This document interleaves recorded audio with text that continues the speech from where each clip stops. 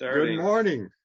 It's nice to see you, and I'm glad. I hope everybody gets a chance to watch this and learn about protecting their birds. I do a lot with bluebirds, but a lot of people don't realize that how much we also do with chickadees and tufted titmice and wrens, and trying to protect them, trying to protect all our cavity nesters.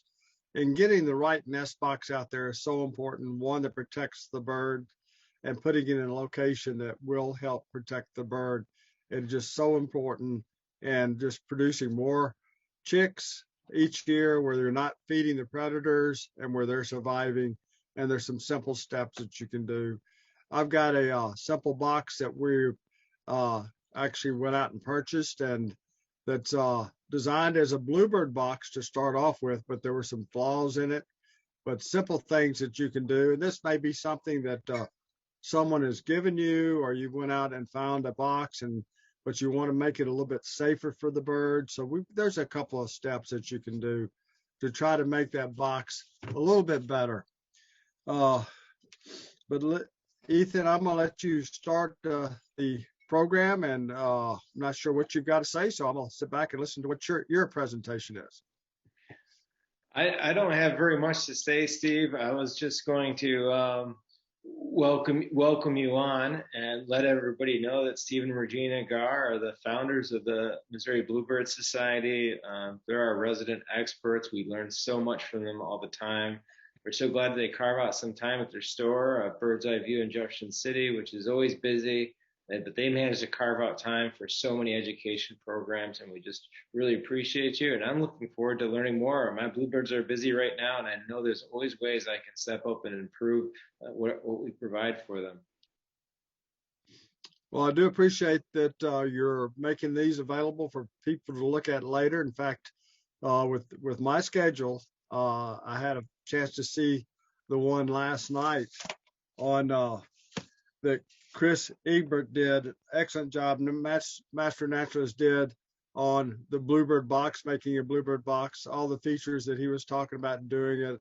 And those were features that you don't want to cut back on.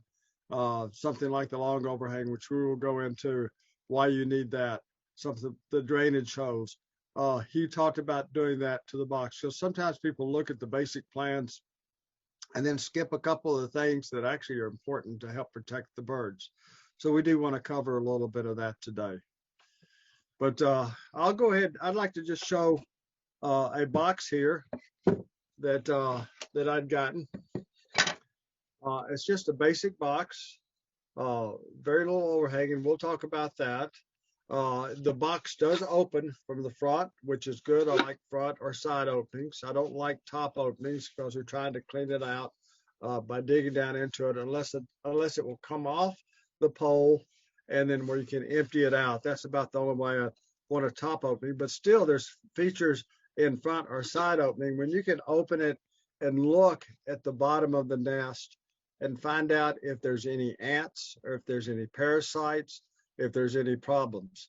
I actually prefer the ones that fold down, because besides seeing the bottom of the nest, you're seeing the top of the nest or the top of the box. And if you've got a wasp nest in there, you probably will not get any birds. And then it's very hard to get rid of the wasp, or to take care of it when you're opening it up and the nest is up inside. I prefer folding it down, and I tell you what, a little spatula works pretty good for cleaning off that nest, the wasp nest, and taking care of the wasp if you have to. And that's the paper wasp. It's not the ones that are doing all our pollinating. So that is a very good feature. Now then, when I got this box, notice, well, there's no drainage holes, and that could be very simply taken care of by drilling some holes in the bottom of the box for drainage. It just needs a couple of holes, somewhere around 3/8 inch, or several holes if you're doing something smaller.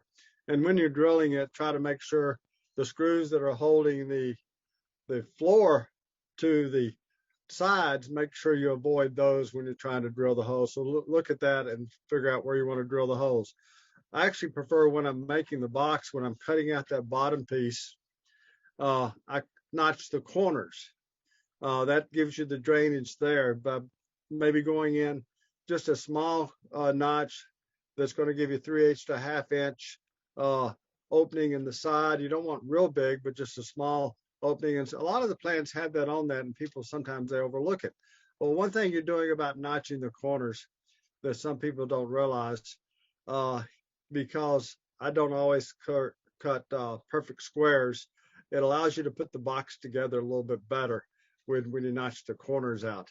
Helps make up for some of your mistakes. I'm not a professional carpenter, but I do enjoy making bluebird boxes. I don't make as many now as I used to. I used to make over 100 a year. I may make around 30 to 40 this year. But the way this is designed also has got ventilation up top, which is good, but not a whole lot of ventilation. So we added some extra ventilation on this. And if you'll notice, one other thing is the overhang. We like to have a good overhang. If you were to take a straight edge, which is similar to what the sun would be doing, that sun is down there on the nest, on the eggs, if it does not have much of an overhang. Also, a blowing rain gets going inside the box. We have storms that come from every direction. They say, well, don't face it west. Well, they don't always come that way. We have storms that come from every direction. So we like to have a good overhang. The difference on a good overhang is this. Now, where does the sun get to? Where does the blowing rain get to? It's not going to get in there on the chicks. So you'll notice that. And that's just by making that one piece come out a little bit further. Now you've helped protect the birds that are inside the box. You've helped protect the eggs so they don't get too hot when the sun. If you watch the bluebirds, you will notice that when the eggs are in there, and sometimes when the babies are in there, if the sun is coming inside that box, sometimes they will actually cling to the box and protect the box to keep the sun from going in. They will sit in the entrance looking out. Sometimes that's a way of helping protect the box. So you do want to have a good overhang. So something as simple as just adding to that roof or taking the roof off and replacing it as I did on that is a great way to help protect the box and making it main thing is you're making it safer for the birds, and that's what you want to do. And one thing I did bring with me also is we have a box that's been up about 15 years, got a little bit of age on it. And over the time we've changed it. See, we've got the corners, if you can see them, we've got the corners notched, and that allows as far as for being able, and by folding it down, see how much easier it is to clean the top and check the top for wasp. You can still, and I like them when they fold all the way down out of the way. You're not using an extra hand to hold the side up if it folds up, to hold the side up while you're checking the box. So you've got both hands free when you're doing that. So another thing I like about folding it down. It may use just a little bit extra wood because when you fold it down, you've got to raise the floor up just a little bit. So it may use just a little bit extra wood, but it makes it a little bit easier. If you're monitoring 20 to 30 boxes, that saves time and it saves a little bit of energy. And we just pull the pin and notch it. And you can put wire mesh on the inside, but I prefer just notching the inside. You can see some notches there. I prefer notching the inside, taking with my saw while I'm making the box. I'll put some grooves there. That does a couple of things. The young can get up to get the food. The young can escape from the box easier. Also, we have tree swallows, which are wonderful native birds that will use this box, and they have weak feet, and they need that extra grip to be able to get out of the box. Even adults can be trapped in the box if it's smooth. So since we have tree swallows in this area, we like to protect them. When you open the box, most of our birds build a very nice nest. Exception for the house wren. The house wren fills it up with sticks and they're almost ready to fall out when you open it. But the chickadee, a nice nest of moss, and it stays pretty secure in there. You can check it. The tufted tip mice will be a little bit lower. And you can go to one of the sheets that we've got available after this program that shows the different nests that you will find in the bluebird box. Because it's not just bluebirds we're trying to help. Chickadees usually nest only once, and we want to protect them. But their nest may have 6 to 8 babies in there. Such cute little birds, just like the adults. Tufted titmice usually nest twice. We want to help protect them. The Carolina wren, the wrens, and of course our bluebirds that we're trying to put in there and help protect them. I do want to show you the entrance hole of this. this entrance hole has been over the time, it has been worn out a little bit by downy woodpeckers. They will make the hole bigger even though they don't need to. Well, we have metal portals to put on there, and these are all interchangeable. So if you got a bluebird nesting in there and you want to protect the entrance from getting larger, of course, the bluebird portal would be the one you should want to use. Because if the downy makes that bigger, next thing you know, a cowbird may deposit an egg in there, and the bluebird's raising cowbirds instead of bluebirds.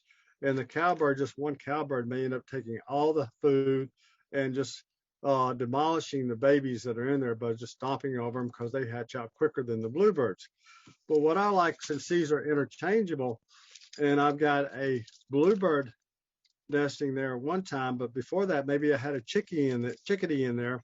Well, I would put the smaller portal on there, just interchange using the same screws, the same holes, put the smaller portal on there, and now a chickadee can get in without being disturbed by a titmouse or a bluebird. Often we will have a bluebird take over a chickadee nest when they're ready to lay the eggs, and we want to protect our chickadees, but we'll put that on there. But the other thing it does to protect the chickadees, if you use a chickadee portal with 1 1/8 inch, that keeps the house sparrow out, and it's not going to be able to get in that box and damage the house sparrow. So you want to help and protect them. So that's just simple things that you can do to help protect your birds. The other thing about the long overhang, I just got one slide right here that I want to show you. Good protection in any weather. Now these houses, one has a short overhang, the other one is longer overhangs. That ones with the snow on them, they were the ones with the snow on it, they were facing the same direction. The difference of the overhang, and that was they were actually facing east. And then we have there on this one where we've adapted it to make the box where you can keep the box cooler during the summertime when you have eggs in there, and say maybe you had temperatures of 95 where it was extremely hot inside the box that could damage the eggs or the young.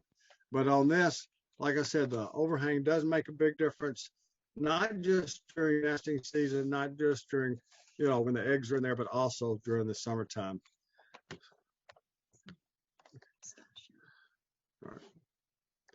All right. Regina's showing me all I need to do. Getting back out of that. And there are a couple other things that we're going. So, and I know we've just got a little bit of time left. And did you have any questions that came in for me, Ethan? I know you're in there monitoring everything, and it might be early for some people. They may be sitting down having their coffee, not even thinking about asking questions. Yeah, I've been enjoying it so much. I started writing down some questions. I wasn't monitoring the chat perfectly well, but I'm going to see if I don't see anything that's coming in on the Whova app, and I didn't see anything pop up in the Zoom. I think people can do both of those. I just love those portals, that portal concept. Well, just being able to change the one to protect the bird that's in there. We have the 1 inch, 1 1/8 inch, 1 1/4 inch, which allows the titmice and nuthatch to get in them without being disturbed by the bluebird. The only thing is does not keep the house sparrow out. But if you've got a chickadee nesting in there, definitely you want to go with the smaller portal, 1 1/8 inch, to keep the house sparrow out. I have the array of portals in my garage of all different sizes, so I'm ready for any situation. And they're so cheap; it's not like a huge investment. It's a great peace of mind. In fact, a couple years ago in Arrow Rock at the birdhouse, there were a snag of a redbud. There were chickadees going in and out of there, but since it was so close to town, the house sparrows were getting pretty aggressive, and I think they were going to threaten the nest. So I put a ladder up and put a portal on a natural cavity, and those chickadees successfully reproduced out of there. So, one other thing I want to say, because I know we're limited on time, is the bluebirds had a tough time this winter. Now, it does not look like the house sparrows had a tough time. So we need people to help the bluebirds as much as possible. But the Missouri Bluebird Society has this forum available. and it used to be just for members to report their nest boxes. And we're going to get that information to you for you to share with the people. And Regina has already sent it to you, but that is for them to share the information with how Bluebirds did this, maybe this year. And we don't have the results of what they did last year, but that will help in the future down the road when we might have another freeze or another winter kill, that we can see the effect that it has on the bluebirds more. And we're asking all your people that have bluebird boxes, whether it's one box or 100 boxes, if they can fill out a report and send it in the Missouri Bluebird Society, the information on where to send it's on the form. And that will help us down the line in the future to help know how we're doing on protecting our not only our native bird, but our state bird. I mean, you're right on time, Steve, and don't be afraid to go a little bit over.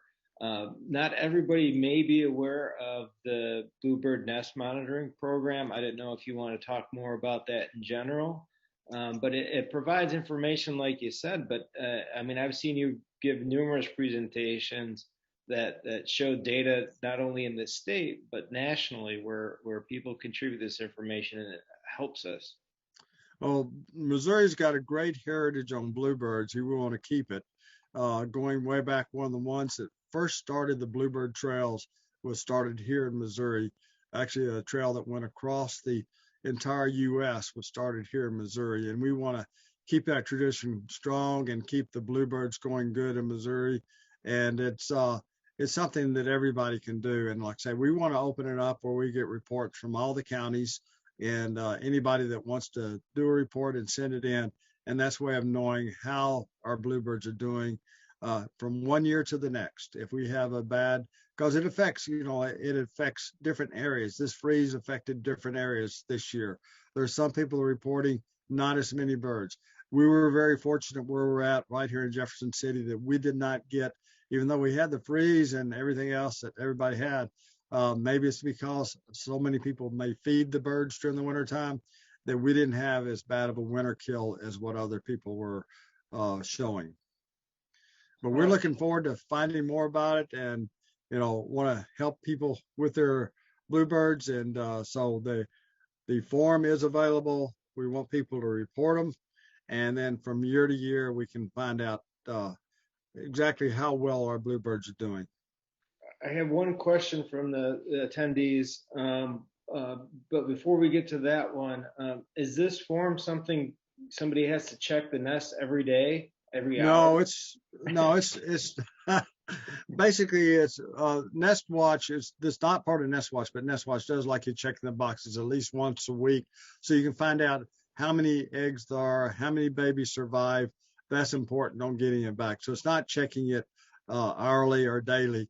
But just finding out, well, we had 5 eggs hatch, we had 5 babies fledge, or we had 4 out of the 5 hatch, and how many fledge.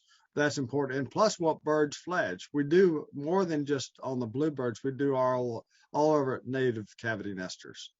Great. So, and yeah, if they'll look at the form, they'll see, it's not very detailed, but we do want to find out as much as we can. Great. So, okay, this question is it possible to have too much ventilation? My cuts weren't as accurate as they could have been. Sounds like me too. And I have not had any bird nests in that box yet. I'm wondering if too much ventilation is a problem. Well, not normally. The only thing with too much ventilation is if you don't have enough overhang, and then you have where the nest gets damaged by blowing rain or the sunlight coming in when the babies are using it.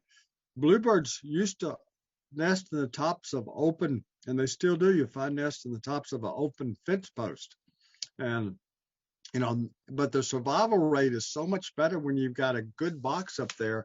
That's one reason we're trying to get a good box on a metal pole and not on a tree, because so many predators go to trees to find food. But any box, you don't put it on, even like a chickadee box, you don't put it on the trunk of a tree. If you're going to hang the chickadee box or wren box, hang it out on the branches where you don't have the predators having just one path directly to food. But the too much ventilation is not as bad of a problem as not enough ventilation. There's so many different box designs. That's one thing I've admired about Bluebirders over the years. They make the box with what's available, and not all of them are expert woodworkers. But you're putting something out there.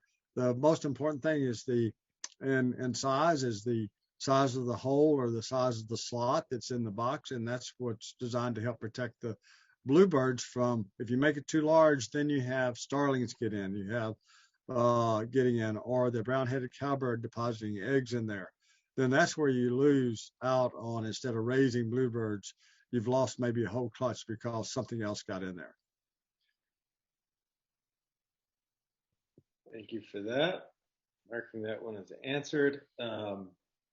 Not seeing any other questions come in, but I'm seeing more and more people come in.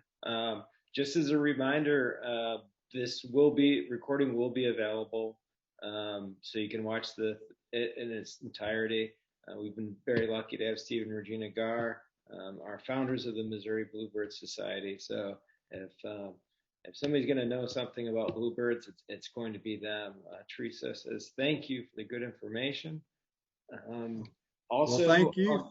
We'll be posting all the things Steve referenced on the session, all the handouts, but also you can go to their website. It's birds-eye-view, or just Google Bird's Eye View, Jefferson City, and they have a plethora of educational information about not only maintaining boxes, but doing nest checks, and not only for bluebirds, but care of feeding all of our wild birds and our native cavity nesters.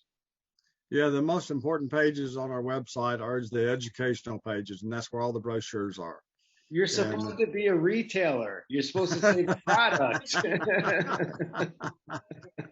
We want the right product out there. Right. That's why we love you so much. Thank you very much for this, Steve. I'm going to check one more time for any more questions. And I hope everybody enjoys the rest of the things at the festival. It looks like it's been rainy, touch and go rainy here. So there's live things going on. There's still scavenger hunt things. Later on today, we have, wild edibles, other field trips. Carolyn Flynn's doing another presentation. Lots of things. So check the agenda. This is the last day to get into it. So thank you all for joining. Thank you. Thank you, Regina.